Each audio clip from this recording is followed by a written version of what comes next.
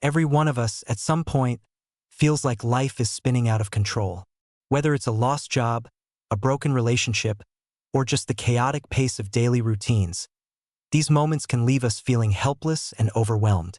But what if I told you there's a way to not just survive these challenges, but to thrive amidst them? Today, we're going to dive deep into the wisdom of Seneca, an ancient philosopher who mastered the art of maintaining peace in a tumultuous world. His teachings on Stoicism aren't just philosophical musings. They are practical strategies that have powered leaders, thinkers, and individuals through the ages, and can empower us today. To be why the end of this video, you'll have a toolkit of Stoic principles to help you cultivate mental toughness and reclaim control over your emotions and reactions, no matter what life throws your way. Stick with me, and let's explore how these ancient secrets can be applied to modern life for a calmer, more centered existence. If you appreciate what we're doing here and want to support the channel, a simple, free favor I'll ask from you is to hit the subscribe button. It helps us keep bringing content like this to you. Also, I encourage you not to skip any part of the video. If you're here, you're not like the majority, you're someone who sees the value in diving deep, so consider yourself an exception. Seneca's wisdom, "To be everywhere is to be nowhere," captures a crucial principle that is often overlooked in our modern rush to do more and be more. The idea of focusing on one activity at a time is central to Stoic philosophy and can transform how we approach our daily tasks. In a world that celebrates the myth of multitasking, we need to pause and reconsider the effectiveness of this approach. When we try to multitask, we're spreading our attention thin, which can lead to increased mistakes and decreased quality of work. Marcus Aurelius, another revered Stoic philosopher, echoed this sentiment when he advised, "Concentrate every minute, like a Roman, like a man, on doing what's in front of you with precise and genuine seriousness, tenderly, willingly, with justice, and on freeing yourself from all other distractions." This focus is not just about improving productivity. It's about cultivating a quality of mind that values depth over breadth. Focusing on one activity at a time allows us to immerse ourselves fully in the task at hand, whether it's a professional assignment, a personal project, or a meaningful conversation. This kind of deep work fosters a greater sense of accomplishment and satisfaction. Plato might argue that this singular focus helps us access a higher form of beauty and truth in our work, as it allows us to give our best effort and to create something that resonates with the ideals of goodness and excellence. Moreover, the psychological benefits of focusing on one task at a time are significant. It reduces the cognitive load on our brains, minimizing stress and enhancing our decision-making capabilities.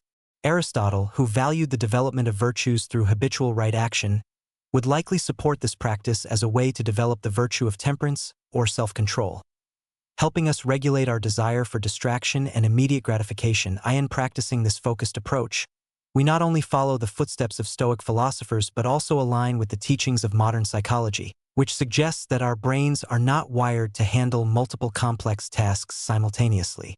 The quality of our work and our life improves when we give our full attention to one thing at a time. Socrates' method of deep inquiry and dialogue, focusing intensely on one subject to the exclusion of all else, exemplifies how powerful this method can be. Embracing this Stoic principle doesn't just make us more productive, it makes us more thoughtful, peaceful, and balanced individuals. It is a rejection of the chaos of modern multitasking and an embrace of a more deliberate and purposeful mode of being. As we practice this, we might find that not only do our results improve, but so does our overall well-being. Seneca's insight, "All the greatest torments are the result of an undisciplined mind," reveals a profound truth about human nature.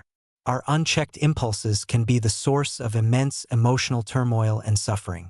Stoicism, which emphasizes the importance of self-control and rational thinking, provides us with a framework to address this challenge. Rather than suppressing our emotions, which is neither healthy nor sustainable, Stoicism teaches us to understand and manage them. The process of managing our impulses begins with self-awareness. Epictetus, another Stoic philosopher, famously said, "No man is free who is not master of himself." This statement highlights the necessity of self-mastery in achieving true freedom and happiness. By becoming more aware of our impulses and the triggers that set them off, we are better equipped to handle them rationally. This doesn't mean denying our feelings but understanding them deeply enough that we can respond in ways that align with our long-term goals and values. Aristotle also spoke about the importance of moderating our impulses through the development of virtues. He believed that virtue lies in finding the balance between excess and deficiency, a concept known as the golden mean. For instance, courage is the mean between recklessness and cowardice. Applying this to impulse control, we seek to find a balance between spontaneous reactions and complete inaction, aiming for thoughtful, deliberate responses that reflect our best selves. Moreover, practicing philosophy as a guide to controlling our impulses involves cultivating rational thought as a habit. Marcus Aurelius, in his Meditations, often reflected on the importance of aligning thoughts with rational and virtuous principles. He wrote, "You have power over your mind, not outside events. Realize this, and you will find strength." This perspective encourages us to focus on our internal responses rather than external provocations, thereby gaining greater control over our impulses. By critically examining our impulses with the aid of philosophical wisdom, we can begin to make choices that are not dictated by fleeting emotions but are the result of careful thought and reflection. This practice not only strengthens our mental fortitude but also helps us live more harmoniously with our values. It leads to a life where decisions are made not in the heat of the moment but with a clear, composed mind. The Stoic approach to impulse control is about cultivating an inner dialogue that constantly questions and assesses our instinctive reactions. It is about making philosophy not just a subject we study, but a way we live our lives, allowing us to rise above immediate gratifications and achieve a deeper sense of satisfaction and purpose. This disciplined approach to managing impulses is not just about avoiding emotional pain. It's about forging a path to a more thoughtful, fulfilling life. Seneca, which is all about being prepared, famously said, "Rehearse them in your mind. Exile, torture, war, shipwreck. All the terms of our human lot should be before our eyes." This advice might sound a bit dramatic at first. After all, not all of us are navigating the high seas or entering battle. But what Seneca is getting at here is the concept of mental preparation for life's inevitable challenges, a cornerstone of Stoic resilience. Stoicism teaches us to anticipate and mentally rehearse for the worst, not to fill us with dread, but to diminish the shock and pain when difficulties do occur. This practice is known as premeditatio malorum, the premeditation of evils. It's about visualizing the most challenging scenarios, not to worry obsessively, but to be emotionally and mentally equipped when life throws its curveballs. Think about it this way. Athletes practice under tough conditions to prepare for the strain of actual competition. Similarly, by mentally rehearsing challenging situations, we train our minds to handle stress and adversity with less panic and more poise. This Stoic practice helps us appreciate our current state. When we realize how much worse things could be, our everyday problems seem less overwhelming. Applying this doesn't mean living in constant anxiety about what could go wrong. Rather, it's about having a realistic acknowledgement of potential negative outcomes. For example, if you're worried about job security, instead of spiraling into fear, you could start preparing by updating your resume, enhancing your skills, or even exploring alternate career paths. This way, if the worst were to happen, you're not caught off guard and are better positioned to handle the situation. Moreover, this principle extends beyond personal crises. It's about maintaining a level of readiness for any significant changes in our lives, from financial instability to personal loss. By staying prepared, we not only shield ourselves from the initial shock, but also quicken our recovery and adjustment periods. We become less reactive and more responsive, a subtle but powerful shift in handling life's uncertainties. Seneca's counsel helps us forge a mindset where we're not overwhelmed by adversity, but fortified against it. This mental readiness is not about expecting the worst, but about being prepared to deal with any situation, thereby enhancing our resilience and overall mental toughness. Through this Stoic lens, we see not just the potential for loss or hardship, but also the opportunity for growth and renewal in every challenge. Another profound insight from Seneca: difficulties strengthen the mind as labor does the body. This idea is at the heart of Stoicism and speaks to a practice that can seem counterintuitive at first, voluntarily embracing hardships. It's about deliberately choosing to experience discomfort, not as a form of punishment, but as a way to fortify our mental resilience and expand our capacity to handle life's inevitable challenges. Think about what it means to voluntarily embrace hardships. It's like an athlete who trains under harsh conditions to prepare for a competition. The athlete understands that by pushing the limits in a controlled environment, they're better prepared for the stresses of the actual event. Similarly, by choosing to face difficulties head-on, Whether that's taking on a challenging project at work, speaking up in public, or even opting to live more simply, we enhance our mental toughness and adaptability. Seneca's approach teaches us that when we step out of our comfort zones on purpose, we're not just testing our limits, we're expanding them. For example, if you dread public speaking, regularly putting yourself in situations where you must speak in front of others can transform your fear into a skill. Over time, what once felt insurmountable becomes manageable and eventually comfortable. This Stoic practice is not about seeking out suffering for its own sake, but about recognizing that growth often comes from discomfort. Embracing voluntary hardships also means resetting our comfort thresholds. In a world that often prioritizes comfort and ease, choosing the harder path can seem radical, but Stoicism invites us to rethink what true comfort is. Is it merely the absence of discomfort, or is it the presence of inner strength and peace that comes from knowing we can handle whatever comes our way? By integrating this Stoic principle into our lives, we also learn to appreciate our current circumstances more. When we know we can endure less, we can enjoy the simple pleasures of life with greater contentment. It's about building a life not on the avoidance of hardship, but on the foundation of resilience. This doesn't mean we seek out suffering, but when hardship does come, we view it as an opportunity to practice our Stoic skills. In embracing voluntary hardships, we also foster a deep sense of self-efficacy. We prove to ourselves that we are capable of overcoming obstacles, which in turn builds self-confidence. Each challenge we face and overcome is a reminder that we are stronger than we might have believed. So let's take a page from Seneca's book and challenge ourselves to step into the arena of voluntary hardship. It's there that we'll find not just challenges, but the keys to a more resilient and fulfilling life. Seneca wisely pointed out, "We suffer more often in imagination than in reality." This statement is a stark reminder that our interpretation of events, not the events themselves, often causes our greatest suffering. It's easy to fall into the trap of believing that we are victims of our circumstances, which can lead to a mindset that everything happens to us rather than for us or with us. Stoicism teaches us the importance of perception. How we choose to see and interpret life's challenges significantly impacts our experience of them. If we view ourselves as passive victims, we surrender our agency and power. However, if we view challenges as opportunities to grow and learn, we maintain control over our responses and are more likely to approach life proactively. Stoicism also reminds us that perception is not simply a matter of optimism versus pessimism. It is about cultivating clarity. The Stoics taught that the mind often clouds reality with unnecessary judgments. When something happens, we instinctively label it as good or bad, fortunate or unfortunate. But these labels are not the event itself. They are the stories we attach to it.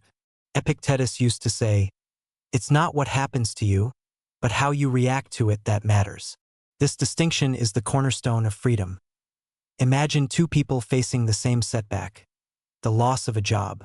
One sees it as a curse, a sign that life is against him. He sinks into despair, convinced that his worth has been diminished. The other sees it as a test, even an opening to reinvent himself, to redirect his energy towards something more meaningful. The same event, two entirely different outcomes because of perception. This is why the Stoics trained daily to watch over their judgments. Marcus Aurelius, while leading Rome through wars, plagues, and political betrayals, wrote in his private notes, "If you are troubled by external things, it is not they that disturb you, but your own judgment of them. And it is in your power to wipe out that judgment now." This is not to deny reality, it is to see reality more accurately. A storm at sea is neither good nor bad. It is simply a storm. But if a sailor panics and curses fate, he makes the storm worse in his mind. If instead he tightens the ropes, calms his crew, and adjusts the sails, the storm remains only what it is, a force of nature to be navigated in our modern lives. Storms are not always of wind and rain. They take the form of heartbreak, financial struggles, failed projects, or broken trust. Yet the principle remains, we are never powerless, because perception is always ours to choose. To train perception is to build resilience, and resilience is the foundation of freedom. But Stoicism does not stop at perception alone. It moves further into the realm of action. To see clearly is only half the battle. To respond wisely is the true test of character. Seneca often wrote about right action, how clarity of thought must lead us toward deeds that align with virtue. Virtue, for the Stoics, was the only true good: wisdom, courage, justice, and self-discipline. These were not abstract ideals but practical tools for daily living. Consider courage. In the face of fear, a Stoic does not deny the feeling but chooses to act rightly despite it. Justice, too, is not simply about obeying laws but about treating others fairly, speaking truth even when it costs us, and recognizing our shared humanity. Self-discipline allows us to resist temptations that would weaken us, whether it be overindulgence in pleasure or surrender to anger and envy. And wisdom ties it all together: the ability to see what truly matters, to separate what we control from what we cannot, and to devote ourselves to the former. When we combine clear perception with virtuous action, we step into a different rhythm of life. Suddenly, the noise of the world loses some of its power. Insults cut less deeply, because we recognize they say more about the insulter than about us. Losses become less crushing, because we remind ourselves that nothing external was ever fully ours to keep. Even death, the greatest of fears, is reframed, not as an enemy to flee, but as a natural part of existence, as common as birth. This mindset does not make life easy, but it does make it lighter. It removes the unnecessary weight we carry, the weight of false judgments, unhealthy attachments, and uncontrolled desires. Stoicism becomes a kind of inner fortress, not a prison wall, but a structure that protects us while still allowing us to move freely in the world.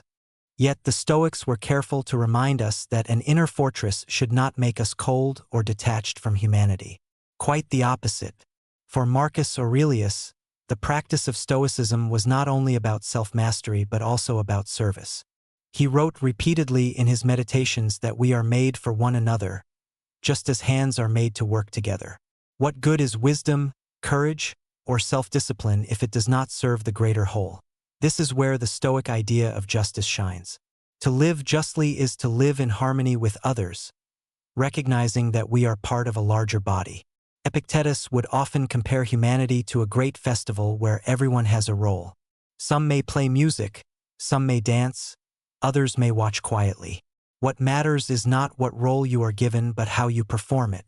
Complaining that you were not chosen to be a musician or that your part seems small is to miss the point of the festival altogether. In modern times, this idea can ground us when we feel insignificant. Many people measure their worth by comparison, by wealth, fame, or status. But Stoicism tells us that significance lies in living one's role with integrity, no matter how humble. A parent who raises a child with patience, a worker who gives his craft full attention, a friend who listens without judgment. These are acts of justice as profound as leading armies or writing books. But to live justly in a noisy, competitive world requires strength. Every day, temptations pull us towards selfishness and distraction. Our phones lure us into endless comparison. Advertisements tell us that happiness is always one purchase away. Envy whispers that others are advancing faster than we are. Anger urges us to lash out when we feel slighted. The Stoics knew these forces well, even if they looked different in ancient times. Their response was discipline, not rigid denial but intentional mastery. For them, self-discipline was not about punishing the body or refusing joy. It was about refusing slavery to desire. As Epictetus said, "No man is free who is not master of himself." Think of desire like fire. Controlled, it warms a home, cooks food, and gives light. Uncontrolled, it burns everything in its path. The same applies to ambition, pleasure, or even love. A Stoic learns to channel these forces without being consumed by them. In practice, this means building small habits of restraint. Pausing before speaking harsh words. Choosing not to scroll endlessly late into the night. Saving money rather than chasing every fleeting impulse to buy. Training the mind daily through reflection, so that in the moment of temptation we are not at its mercy. The beauty of Stoicism is that it does not demand perfection. Even the greatest Stoic stumbled. Seneca admitted in his letters that he still battled with anger and desire. Marcus Aurelius scolded himself in his private notes for wasting time, for falling short of his own ideals. But instead of despairing, they treated each failure as practice. Every lapse was a chance to begin again, to strengthen the discipline muscle. This gentle, persistent return to virtue is what made Stoicism sustainable. It was not a philosophy for gods, but for flawed, struggling humans who wanted to live better.